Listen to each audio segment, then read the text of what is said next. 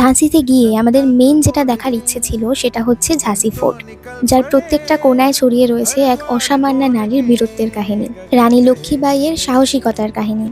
Indian rebellion of 1857-এর সাক্ষী এই fort. ঝাঁসির রাজা গঙ্গাধর রাও 1853 সালে মারা গেলে ব্রিটিশরা ঝাঁসি তাদের অধীনে নিতে চায়। রানী এতে রাজি হননি এবং তিনি ব্রিটিশদের বিরুদ্ধে যুদ্ধ শুরু করেন। এই ফোর্টেই ব্রিটিশদের সঙ্গে রানীর যুদ্ধ হয়।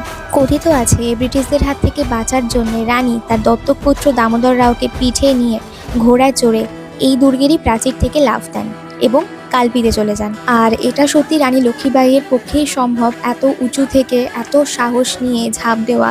আমি দেখাবো তোমাদের জায়গাটা, এই যে চৌকো জায়গাটা দেখছো, ওখান থেকে উনি ঝাঁপ দিয়ে নিচে নামেন এবং তারপর কালপিতে চলে যান। আমার ফোর্টটা ঘুরতে ভীষণ ভালো লেগেছে। আর ঝাঁসি ফোর্টে তো তোমরা অবশ্যই যাবে, কিন্তু ঝাঁসি ফোর্টের লাইট অ্যান্ড সাউন্ডটা প্লিজ কেউ মিস করো না, ওটা ভীষণ ভালো হয়, আমাদের খুব ভালো লেগেছে।